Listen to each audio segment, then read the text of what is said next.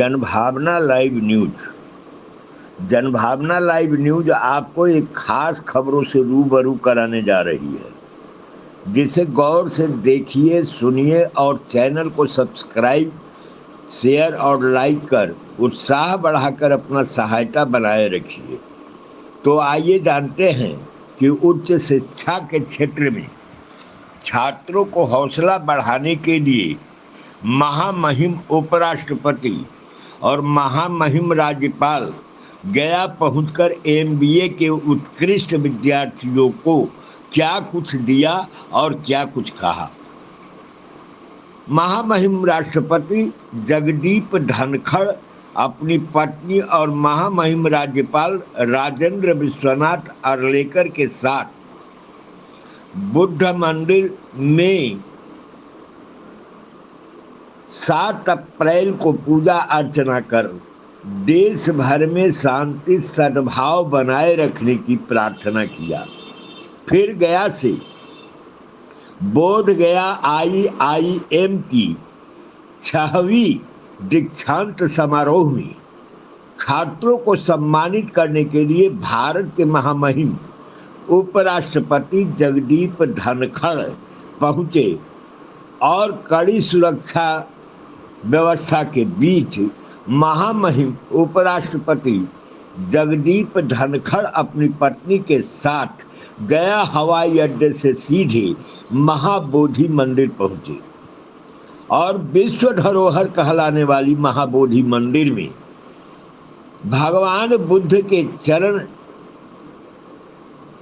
में बैठकर देश भर में शांति सद्भाव बनाए रखने के लिए विशेष प्रार्थना की तथा उनके साथ ही बिहार के महामहिम राज्यपाल राजेंद्र विश्वनाथ अर्लेकर भी मौजूद रहे। महाबोधि मंदिर के गर्भगृह में भगवान बुद्ध और बोधि वृक्ष के नीचे ध्यान भी लगाए। हालांकि बसंत ऋतु के कारण बोधि वृक्ष की पत्तियां भी झड़ गई हैं और नई पत्तियां उग रही है। बुद्ध मंदिर में पूजा अर्चना करने के बाद में IIM बोध गया पहुंचे, जहां शिक्षा पूर्ण प्राप्त करने वाले MBA 2008 बैच विद्यार्थियों के दीक्षांत समारोह में बतौर विशिष्ट अतिथि भारत के महामहिम उपराष्ट्रपति जगदीप धनखड़ रहे और उनके साथ में बिहार के महामहिम राज्यपाल राजेंद्र विश्वनाथ अर्लेकर एवं IIM बोध गया के चेयरपर्सन उदय कोटक सहित अन्य अतिथि शामिल हुए। बताते चले कि उपराष्ट्रपति के द्वारा IIM परिसर में पौधारोपण उनके द्वारा किया गया और इसी के साथ ही कार्यक्रम का शुभारंभ किया गया। महामहिम उपराष्ट्रपति जगदीप धनखड़ एवं महामहिम राज्यपाल राजेंद्र विश्वनाथ अर्लेकर ने दीप प्रज्वलित कर दीक्षांत समारोह का विधिवत उद्घाटन किया। IIM के विद्यार्थियों ने राष्ट्रगान व स्वागत गीत की प्रस्तुति वैदिक मंत्रोच्चारण के साथ किया। MBA 2008 बैच के उत्कृष्ट विद्यार्थियों को महामहिम उपराष्ट्रपति जगदीप धनखड़ द्वारा मेडल्स एवं डिग्री प्रदान भी किया गया, जिसमें छात्रों की संख्या 245 की उपस्थिति देखकर उन्होंने स्नातकोत्तर विद्यार्थियों पर गर्व भी महसूस किया और गर्व भी किया। अब तक के सबसे बड़े बैच संस्थान ने विभिन्न क्षेत्रों और उद्योगों में फैली है तथा 120 प्रतिष्ठित कंपनियों की रिकॉर्ड तोड़ काम कर बड़ी उपलब्धियां कायम किया है। चुनौतीपूर्ण बाजार के बावजूद इस बैच के लिए औसत पैकेज 14 LPA पर काम करने की है। IIM अध्यक्ष उदय कोटक ने कहा कि बिहार शिक्षा के क्षेत्र में बहुत आगे बढ़ रहा है और इसमें भारत सरकार के शिक्षा मंत्री स्मृति ईरानी की कदम काफी सराहनीय रहा है। भारत के IIM का बेहतर कदम है और भारतीय प्रबंधन संस्थान का योगदान व्यापार के क्षेत्र में महत्वपूर्ण है और काम कर रही है तथा MBA हॉस्पिटलिटी प्रोग्राम चला रही है। IIM बोध गया ने भारत के विभिन्न विश्वविद्यालय और अन्य संस्थानों के साथ बिजनेस समझौता पत्र बनाकर काम कर रही है। वहीं विनीता सहाय ने अपने भाषण में कहा कि जिससे बच्चे को रोजगार बड़े पैमाने पर मिल रहा है, भारत की शान है IIM। वैसे 2015 से IIM बोधगया का स्थापना हुआ है और लगातार 100% बेहतर चयन रोजगार के लिए किया जा रहा है।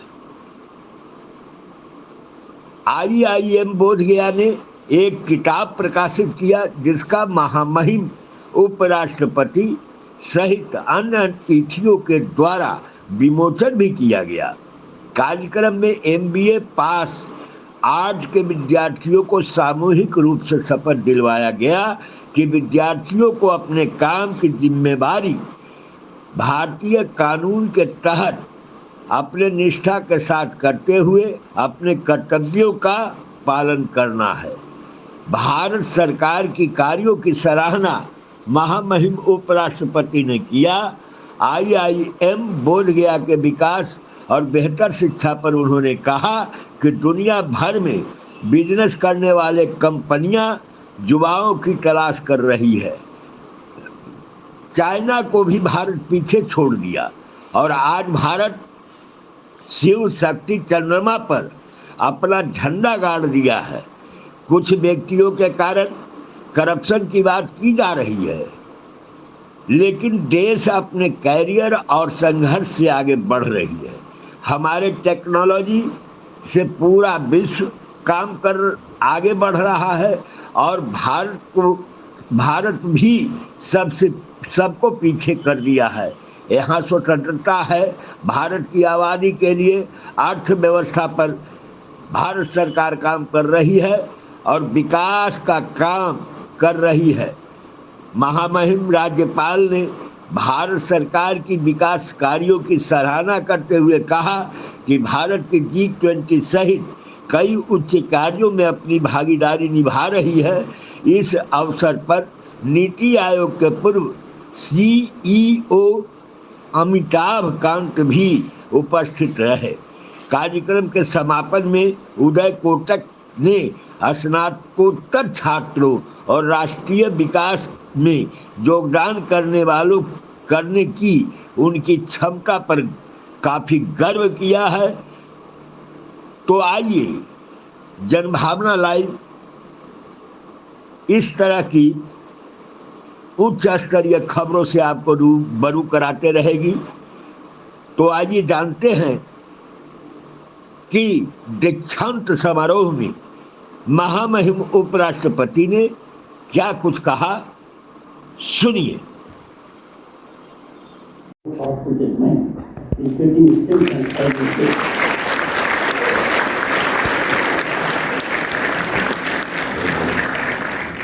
Women directors are tougher than men directors.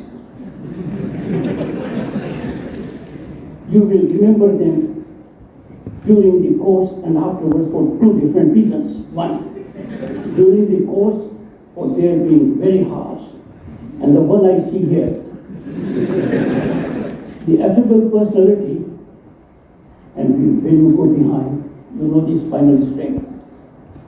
But after you graduate, you will be remembering them very presently, that they strengthened you to that extent, tempered you like steel. Distinguished members of the faculty,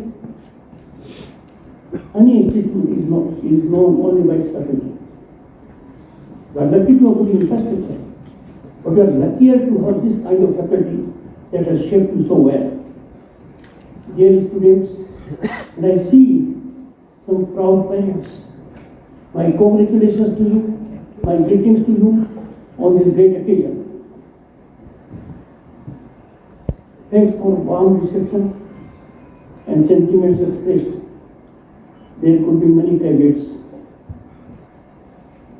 to these credentials that have been indicated, but I go down to that.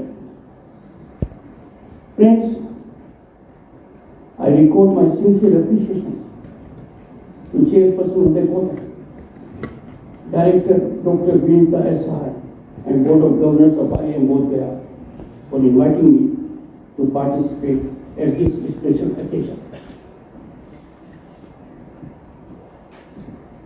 The event marks a significant milestone for IIM Bodh Gaya, as it is the first convocation ceremony at the recently inaugurated campus of the institute, defining changing profile of developmental growth in this country. Chairperson of the Quota, a luminary in Indian banking, bears unimpeachable credentials to be in this position.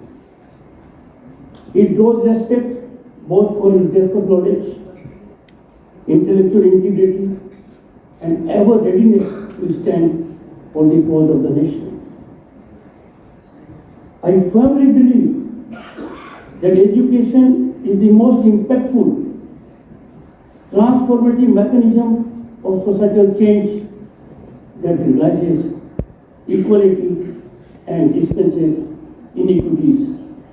You all are fortunate, very fortunate beneficiaries of quality education.